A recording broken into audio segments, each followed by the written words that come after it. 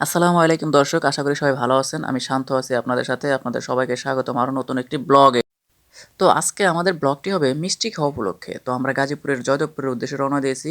সেখানে নাকি একটি হরেক রকমের মিষ্টির দোকান আছে। সেখান থেকে বিভিন্ন রকমের মিষ্টি খাওয়ার জন্য আমাদের মেহেদী ভাই এই মিষ্টির দোকানটির খোঁজ দিয়েছে। উনি আমাদের সেই লোকেশনে আজকে নিয়ে যাচ্ছে।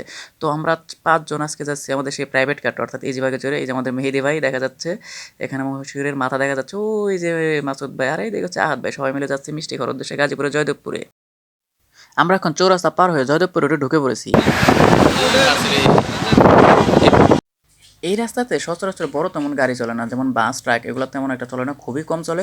এই রাস্তায় যেটা বেশি চলে সেটা হচ্ছে গরিবের প্রাইভেট কার, অর্থাৎ ইজি বাইক বা অটো গাড়ি যেগুলো, এগুলো আপনারা প্রচুর দেখতে পারবেন এই রাস্তায়। রাস্তাটা কতই ফাঁকা, হ্যাঁ, দেখতে খুবই ভালো লাগছে, তাই না? এই যে দেখুন, একটা গাড়ি গেল বড়, এই একটা গাড়ি গেল বলো, এরকম দুই একটা করে বড় বাস চলে। এছাড়া শুধু ইজি বাইকই চলে বা অটো রিক্সাগুলো চলে। তো এইটার পাশে যে দেওয়ালটা দেখতে পাচ্ছেন রাস্তার, এটা হচ্ছে বাংলাদেশ ধান গবেষণা ইনস্টিটিউট। এটা বিশাল এরিয়া নিয়ে, সামনে গেলে এটা মেন গেটটা দেখতে পারবেন। তো এই রাস্তাটা দেখে আমার আসলে গান মনে পড়ে যাচ্ছে এখন, এই পথ যদি না, এই যে বাংলাদেশ ধান গবেষণা ইনস্টিটিউট দেখা যাচ্ছে, এইটাই। তো এই রাস্তা শেষ হলে আমরা যাব গাজীপুর রেল গেট, সেখান থেকে নামবো, নামে তারপর আমরা সেই ভাইরাল মিষ্টির দোকানটি খুঁজ।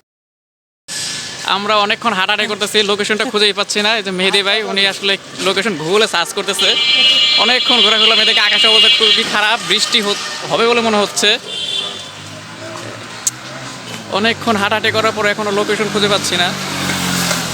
আমরা আমাদের প্রাইভেট কার থেকে নেমে এখন সেই ভাইরাল মিষ্টির দোকানটি খুঁজে বেড়াচ্ছি কিন্তু খুঁজে আর পাচ্ছি না। ভাই আর কত দূর?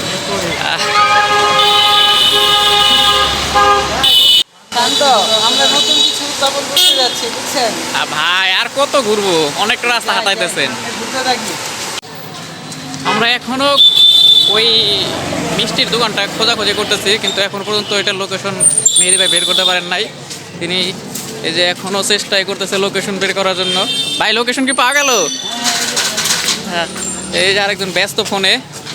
বারবার আমার শুধু কে পাইলের সাথে দেখা হচ্ছিল। যাক, শেষ পর্যন্ত আমরা অনেক কষ্টের পর, হাঁটাহাঁটির পরে যে খাওয়া শুরু করছে, যে বসে খাওয়া শুরু করেছে, শেষ পর্যন্ত আমরা কিমাপুরি খাচ্ছি, গাজীপুরের বিখ্যাত কিমাপুরি।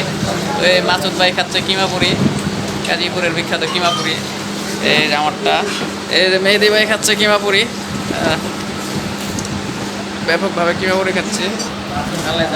অনেক খোঁজাখুঁজির পরও মিষ্টির দোকানটি পেলাম না বিধায় আমরা এখানে একটি কিমাপুরির দোকানে কিমাপুরি খেতে ঢুকলাম। সেখান থেকে সিদ্ধান্ত নিলাম আমরা মিষ্টির দোকানে যাবো না, আমরা যাবো সুলতান ডাইনে।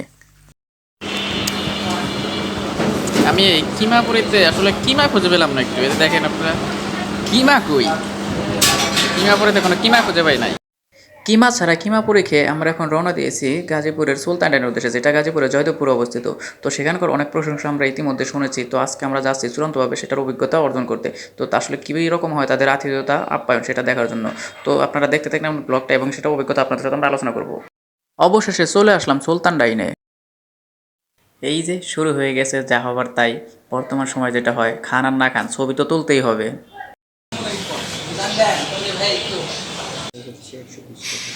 আমরা চলে আসছে এখন সুলতান ডাইনে। মশিউর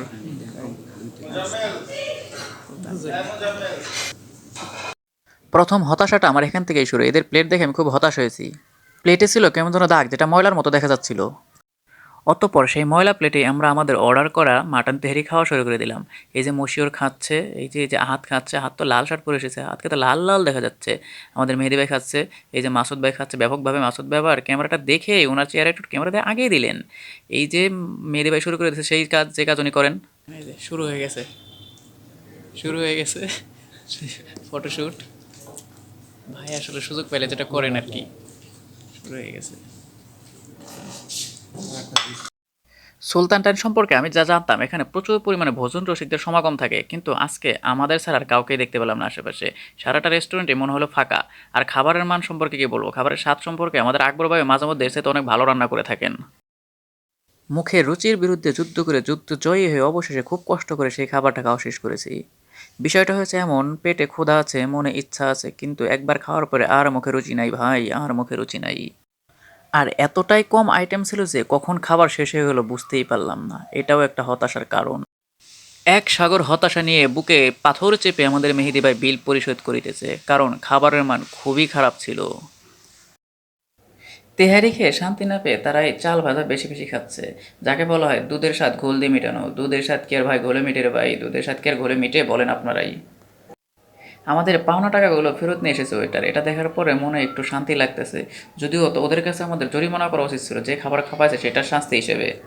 আমি জানি না সুলতান ডাইনের অন্যান্য শাখার খাবারের মানের কী অবস্থা, যেহেতু আমি জয়দেবপুরে এসে খেয়েছি তো এখানকার খাবারের মানের অবস্থা আমি বুঝতে পেরেছি। এটা আমার কাছে খুবই বাজে লেগেছে, খুবই খারাপ লেগেছে।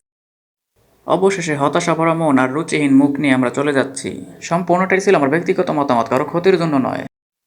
আজকে এ পর্যন্তই, সামনে আবারও দেখা হবে নতুন কোনো ব্লগে। সে পর্যন্ত সবাই সুস্থ থাকবেন, ভালো থাকবেন। আসসালামু আলাইকুম।